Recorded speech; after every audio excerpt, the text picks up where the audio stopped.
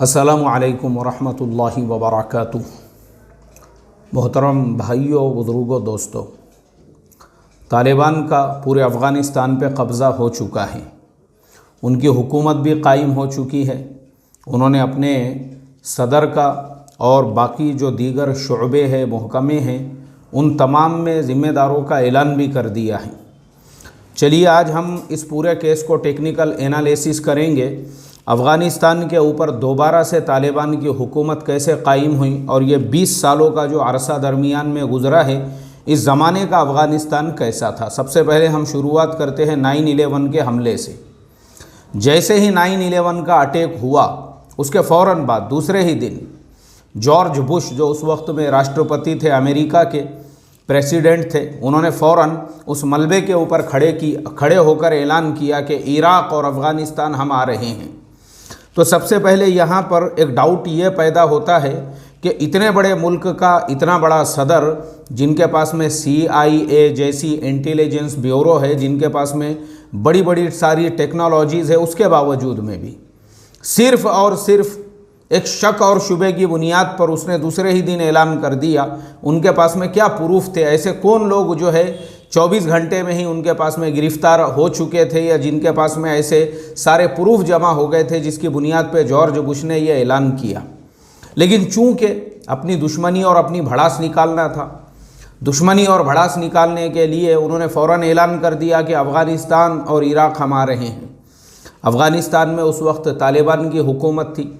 1996 से लेकर 2001 तक, यानी तकरीबन 7 साल का जो ज़माना था, अफ़गानिस्तान के ऊपर तालिबान ने उस वक्त में हुकूमत की।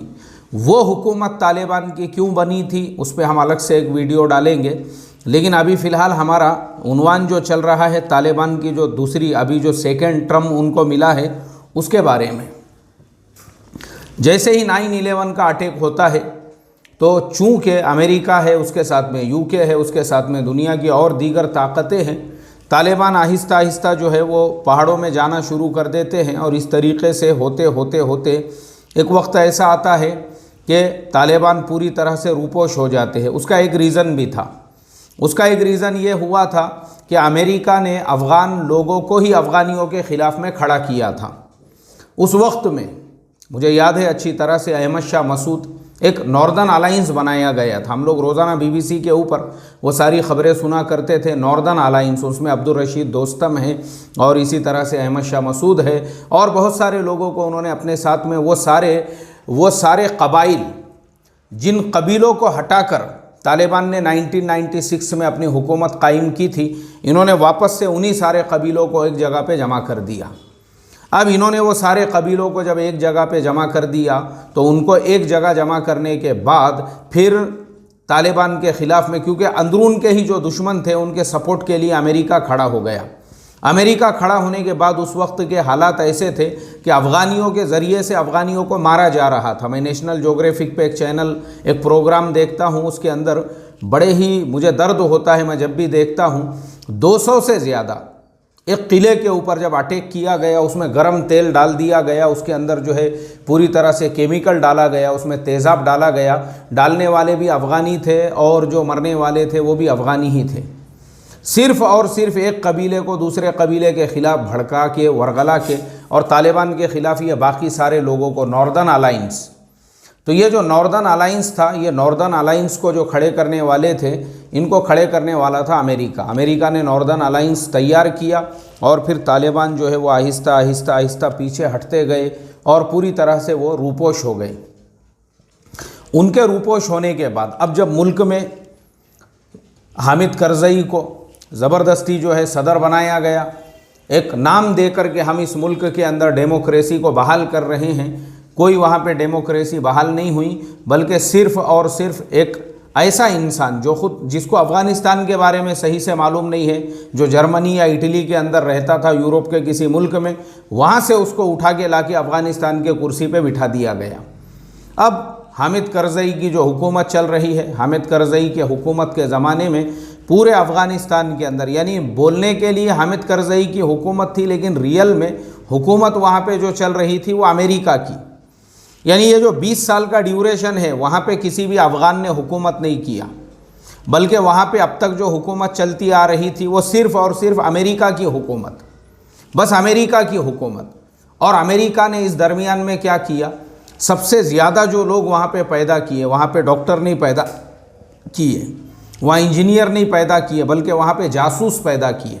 जासूस, हर गांव में अमेरिका का जासूस, हर मोहल्ले में अमेरिका का जासूस। इतने जासूस उन्होंने गली मोहल्लों के अंदर फैला दिए कि अगर पता चले कि यहाँ पे कोई तालिबानी रहता है, फ़ौरन उसको उड़ा दिया जाता था। तो वो जासूस इसी मुखबिरी के अंदर रहा करते थे कि कहीं दोबारा से तालिबान पैदा ना हो जाए और दोबारा से तालिबान जो है वो हुकूमत कायम ना कर ले। इसलिए तालिबानियों को जड़ से ख़त्म करने के लिए अमेरिका ने वहाँ के गली मोहल्ले, वहाँ के गांव-गांव के अंदर अपने सारे जासूस फैला दिए। अमेरिका ने जब वहाँ पे इस तरीके से जो है अपने सारे जासूस पूरे मुल्क के अंदर फैला दिए और जासूसी का ऐसा नेटवर्क एक ऐसा कायम कर दिया, जिसकी वजह से अमेरिका को वहाँ पे हामिद करज़ई के नाम से हुकूमत करने के लिए मिला। अब हामिद करज़ई की हुकूमत मतलब क्या था, वहाँ पे रिश्वत यानी हुकूमत नाम की कोई चीज़ नहीं। मुझे आपको ये बताना है, रिश्वत, भ्रष्टाचार, कोई भी काम आप बग़ैर रिश्वत दिए के नहीं कर सकते। एक ऐसा मुल्क जहाँ की 100% आबादी मुसलमानों की है, जिनके नबी सल्लल्लाहु अलैहि वसल्लम ने उनको तालीम दी है कि जो रिश्वत देने लेने वाला है दोनों भी मलऊन हैं, दोनों के ऊपर भी लानत भेजी गई है, वैसे मुल्क के अंदर बग़ैर रिश्वत के आप कोई काम नहीं कर सकते थे। लोगों के लिए इंटरनेट को इतना महंगा बना दिया गया, आज भी अफ़गानिस्तान के अंदर एक आम आदमी इंटरनेट नहीं इस्तेमाल कर सकता है। अगर आपको 10 GB का इंटरनेट लेना है, उसके लिए आपको $10 खर्चा करना पड़ते हैं। $10 मतलब तकरीबन हो गए 750 रुपये। यानी 750 रुपये में हमारे इंडिया जैसे मुल्क के अंदर एक आदमी अनलिमिटेड 3 महीने तक इंटरनेट इस्तेमाल कर सकता है, वो भी डेली का 3 GB। एक आदमी डेली 3 GB इंटरनेट इस्तेमाल कर रहा है 3 महीने, यानी 90 दिनों तक। अब आप उसको अगर ज़रब देंगे तो वो GB के अंदर मैं समझता हूँ तकरीबन 270 GB के करीब करीब वो हो जाएगा। इतना ज़्यादा हम यहाँ पे इस्तेमाल कर रहे हैं इंटरनेट को, और वहाँ पे वही 10 GB के लिए 750 रुपये जो है खर्च करना पड़ रहे हैं। इतना उन्होंने महंगा कर दिया, यानी आम लोगों से ये सारी फैसिलिटीज़ और सहूलतों को दूर कर दिया। उसके बाद में फिर मुल्क के अंदर जो तालीम का निज़ाम है, तालीम के निज़ाम को भी पूरी तरह से ख़त्म करके वहाँ पे अमेरिकन जो एजुकेशनल सिस्टम था उसको उन्होंने वहाँ पे कायम कर दिया। अब वहाँ की जो आर्मी है, आर्मी यानी अभी जो तालिबान वहाँ पे दोबारा से उरूज पे आए हैं, उसमें एक सबसे बड़ा हाथ ख़ुद अफ़गानिस्तान के अंदर जो वहाँ की आर्मी है उसका भी है कि वहाँ की आर्मी ने तालिबान से कोई लड़ाई ही नहीं लड़ी।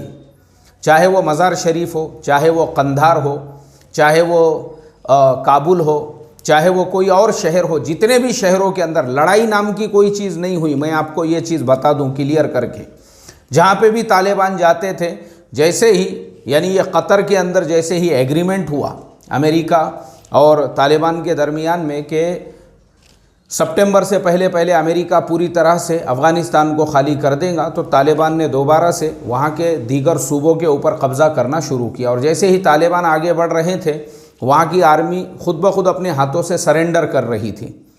किसी ने भी रिएक्शन में तालिबान के ऊपर कोई गोलियां नहीं चलाई, कोई लड़ाई नहीं हुई, कोई झगड़ा नहीं हुआ। इसके पीछे भी एक बहुत बड़ी बात छुपी हुई है, और वो ये है, जो आर्मी पिछले 20 सालों से अमेरिका के साथ काम कर रही थी, उन्होंने ये देखा हम अफ़गान कौम हैं, हम मुसलमान कौम हैं, हम कुरान और हदीस को मानने वाले हैं, और ये अमेरिका हमारे मुल्क पे हुकूमत करके ये हमारे ही मुल्क के अंदर बातिल के निज़ाम को कायम करना चाहता है। और उसने कुरान के और इस्लाम के और ये सारे निज़ाम को पूरी तरह से, मतलब अमेरिका की साजिश ही ये थी कि जो अफ़गानिस्तान है उसको दूसरा एक मॉडल कंट्री बनाया जाए, मॉडर्न कंट्री, जहाँ पे औरतें मिनी स्कर्ट में घूमती हो, जहाँ के मर्द जो है वो पूरी तरह से अय्याश हो, जहाँ पे जगह जगह पे जुए खाने हो, जहाँ पे जगह जगह पे शराब खाने हो। उन्होंने इस तरीके से आम कर दिया। और मैं आपको एक और अंदर की बात बताता हूँ, वो ये है कि अमेरिका और यहूदियों की सबसे बड़ी साजिश मुसलमानों के ख़िलाफ़ ये है कि ये जिन मुल्कों में भी जाते हैं वहाँ के नौजवान नस्लों को नशे का आदी बनाते हैं। नशे का आदी, इनको मालूम है कि मुस्लिम नौजवानों को अगर बर्बाद करना है, यानी इनके अंदर की सोचने समझने की सलाहियत को ख़त्म करो, और इनके अंदर की सोचने समझने की सलाहियत कब ख़त्म होंगी? जब तुम इनकी नस्लों को नशेड़ी बनाओगे। तो जिन जिन इलाक़ों में भी ये जो नशा आम किया जाता है ना, इसके पीछे एक बहुत बड़ी साजिश होती है नस्लों को बर्बाद करने के लिए।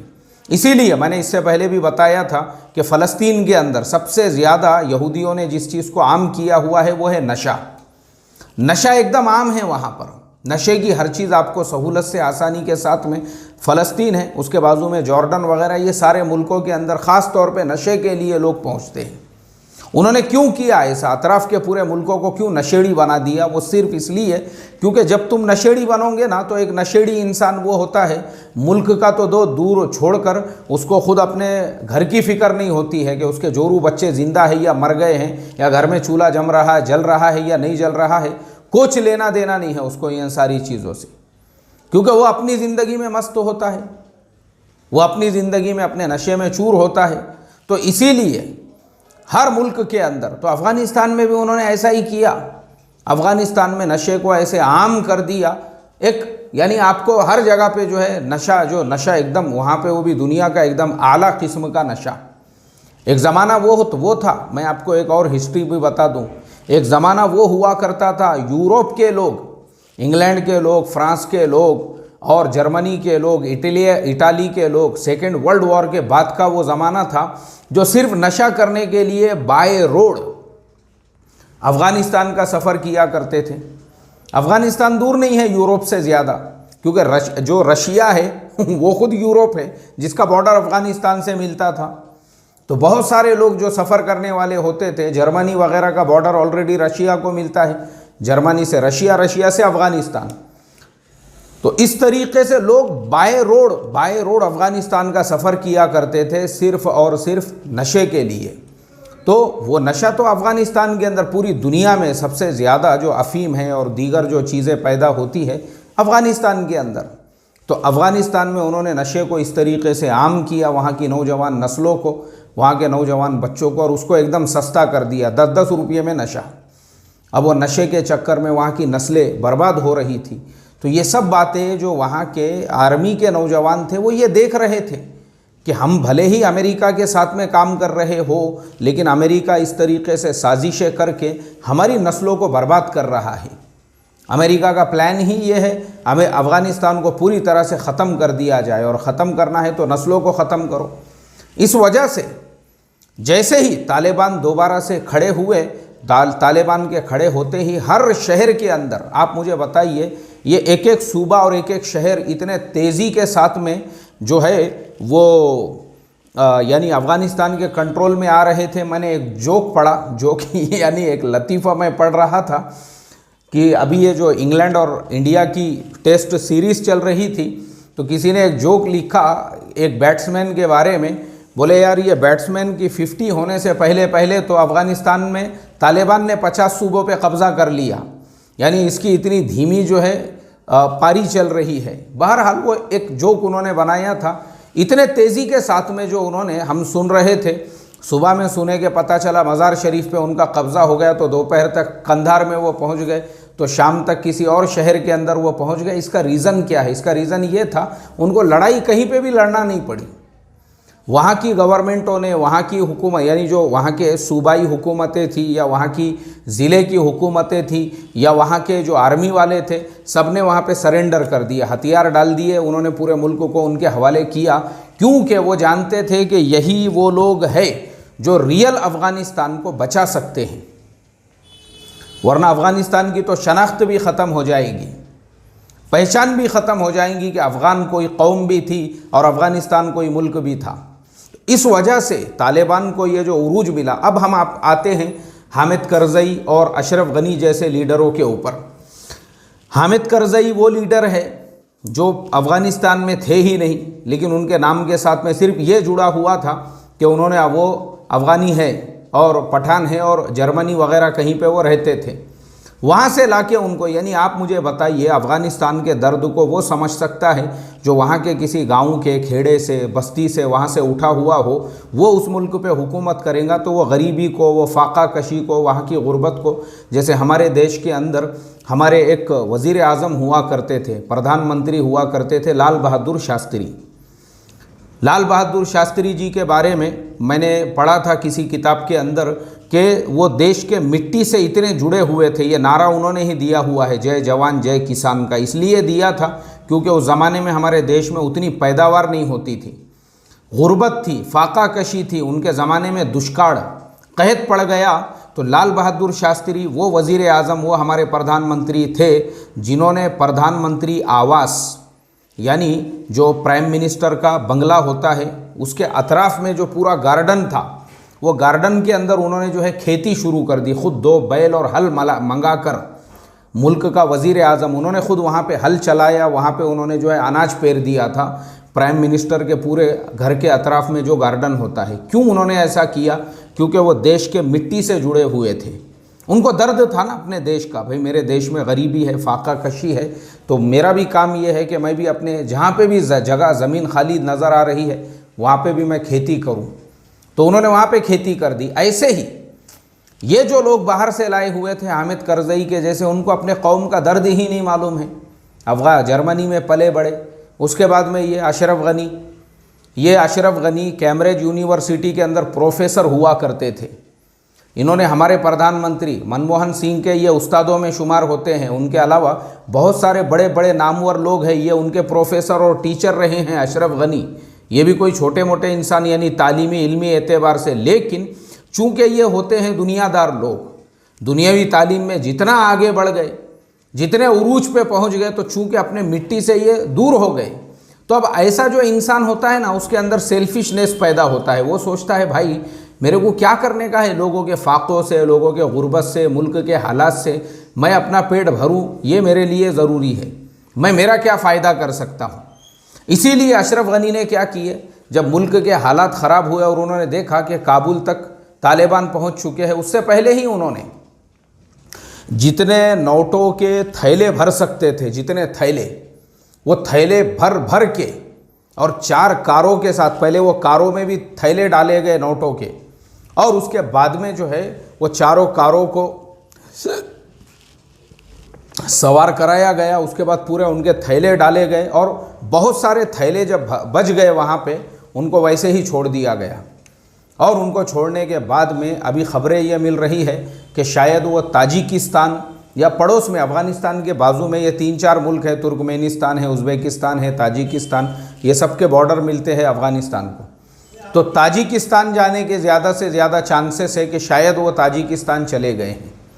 बहरहाल मेरे मोहतरम दोस्तों, बताने का मकसद यही है, अभी मैं सुबह में भी देख रहा था, तालिबान के जो प्रवक्ता है, उनके जो प्रेस कॉन्फ्रेंस अभी हुई है, उनके जो नुमाइंदे हैं, उन्होंने अभी अपने बयान के अंदर ये कहा है कि हमारे मुल्क में किसी को भी डरने घबराने की ज़रूरत नहीं है। ये जितनी एम्बेसीज़ भी जो बंद हो रही है, जैसे जर्मनी, इटली और यूके वगैरह की एम्बेसीज़ बंद हो चुकी है, वो लोग चले गए। उन्होंने कहा आपको जाने की ज़रूरत नहीं है, हम आपको पूरा अमन देंगे, पूरी सिक्योरिटी देंगे। चाइना और रशिया एम्बेसी अभी अपनी जगह पे है और वो वर्क कंटिन्यू कर रहे हैं। उन्होंने कहा भाई हम कंटिन्यू हमारा काम करेंगे। ऐसे भी बहुत सारी एम्बेसीज़ हैं। तो तालिबान ने ऑलरेडी ये कहा है कि औरतों पर हमें जो बदनाम किया जा रहा है कि हम औरतों पे ऐसा जुल्म करेंगे, वैसा हम कुछ नहीं करेंगे। औरतों के लिए जो शरई रूल्स है, जिसके एतबार से वो पढ़ाई कर सकती है, उनको बिल्कुल पढ़ने की, डॉक्टर बनने की भी इजाज़त रहेंगी। इसी तरह से जो है वो जैसे अभी बहुत सारे स्कूल्स में, यानी जो भी उनका निज़ाम अभी चल रहा है, वो पूरा निज़ाम वैसे के वैसे ही चलेगा। हम किसी पे पाबंदी लगाने वाले नहीं हैं। इसी तरह से बहुत सारी बातें उन्होंने कही है कि हम मुल्क में डेवलपमेंट करेंगे और हमारी जो हुकूमत रहेगी वो इंतकामी कार्रवाई वाली नहीं रहेगी कि जिन लोगों ने हमारी मुखालिफत की थी तो हम उनके ख़िलाफ़ इंतकामी कार्रवाई, उनकी धरपकड़ हो रही है, उन पे झूठे मुकदमात करके उनको जेलों में डाला जा रहा है कि इन्होंने हमारी मुखालिफत की थी, उन्होंने की थी। हम ऐसा कुछ भी नहीं करेंगे। हमने सबको माफ़ कर दिया है क्योंकि हमको सबका विकास करना है, सबका साथ सबका विकास। उन्होंने भी वही नारा लगाया है, बोले हमको सबको साथ लेके चलना है और सबका विकास करना है। तो सबका साथ और सबका विकास करना है तो इसके लिए हम इंतकामी कार्रवाई किसी भी तरह से नहीं करेंगे। एक तो ऐलान उन्होंने ये किया है, और दूसरी तरफ ये जो लोग भाग रहे हैं, ये जो लोग एयरपोर्ट्स के ऊपर भाग रहे हैं, प्लेनों को लटक रहे हैं, देखो एक्चुअल में क्या है, इंटरनेशनल मीडिया इसको गलत ढंग से पेश कर रहा है। मैं आपको बता दूं इसके पीछे का रीज़न ये है कि जस्टिन ट्रूडो कनाडा के जो प्राइम मिनिस्टर हैं उन्होंने कहा कि 20,000 अफ़गानियों को हम हमारे मुल्क में सिटीज़नशिप देंगे, ज़्यादा आते हैं तो ज़्यादा को भी देंगे। ऐसे ही अमेरिका के अंदर ऑलरेडी अफ़गानियों के लिए दरवाज़े खुले हुए हैं, जितने जाना चाहते हैं जा सकते हैं, और भी यूरोप के मुल्कों के अंदर। उसका रीज़न ये है कि अब ये जो बाकी लोग हैं, ये लोग कुरान वाले निज़ाम में, शरीयत वाले निज़ाम में नहीं रहना चाहते हैं, इनको आज़ादी वाला निज़ाम चाहिए। और दूसरी तरफ इनमें एक बहुत बड़ी तादाद उन जासूसों और मुखबिरों की है जो अमेरिका के 20 साल दौर के अंदर वहाँ पे मुखबिरी किया करते थे, जासूसी किया करते थे। अब ये जो सारे लोग हैं, ये लोगों की सोच ऐसी है कि तालिबान कहीं मुखबिरी और जासूसी के इल्ज़ाम में हम लोगों को जेल की सलाखों में ना डाल दे, जबकि तालिबान ने साफ़ तौर पे ऐलान किया है हम किसी को भी किसी किस्म की सज़ा नहीं देंगे, तुमको डरने और घबराने की कोई ज़रूरत नहीं है। तो इसके लिए मोहतरम दोस्तों, ये पूरी तारीख़ जो है हमने आपके सामने बयान की है। मीडिया चैनल्स बहुत सारे लोगों को मिसगाइड कर रहे हैं, गलत खबरें दिखा रहे हैं और उन लोगों के इंटरव्यूज़ बता रहे हैं जिनका अफ़गानिस्तान से कोई लेना देना नहीं है। या बहुत सारे लोग बोले 2008 में हम अफ़गानिस्तान छोड़ के आ गए थे, वहाँ पे ऐसे अत्याचार हो रहा था। तो अरे भाई 2008 में वहाँ किसकी हुकूमत थी पहले वो पता करो। तो बहरहाल ये बहुत सारे टॉपिक्स हैं, हम इंशाल्लाह जैसे जैसे टॉपिक्स मिलते रहते हैं वैसा आप लोगों के सामने जो है उसका टेक्निकल एनालिसिस करके अपने चैनल पे अपलोड करते रहेंगे। अल्लाह तबारक व तआला से बस यही दुआ करते हैं जिन नेक ख्वाहिशात और तमन्नाओं के साथ तालिबान ने वहाँ पे हुकूमत का निज़ाम कायम किया है, अल्लाह तबारक व तआला उनको अमन के साथ, प्यार के साथ, रिस्पेक्ट के साथ हुकूमत की तौफीक अता फ़रमाए, ताकि वहाँ की औरतों को भी पूरा फ्रीडम महसूस हो, वहाँ के लोगों को भी पूरा अमन महसूस हो और किसी भी किस्म की लोगों में डर ना रहे, लोगों के अंदर घबराहट ना रहे। और ऐसे ही जैसे तालिबान ने पाकिस्तान के साथ, चाइना के साथ, ईरान के साथ और रशिया के साथ इतने फ्रेंडली रिलेशंस बना दिए हैं, तो हम ये भी उम्मीद करते हैं कि फ्यूचर में हमारे देश भारत के साथ में भी उनके एकदम फ्रेंडली रिलेशंस होंगे, जिसकी वजह से हमारे सैकड़ों प्रोजेक्ट्स वहाँ पे काम कर रहे हैं, वो कंटिन्यू अपना काम करते रहेंगे और अफ़गानिस्तान और भारत के जो रिलेशंस और ताल्लुक़ात हैं वो पहले की तरह से ही जो है साजगार रहेंगे। बस यही हमारी दुआएं और यही हमारी ख्वाहिशात और यही हमारी तमन्नाएं हैं। अस्सलामु अलैकुम व रहमतुल्लाहि व बरकातुहू।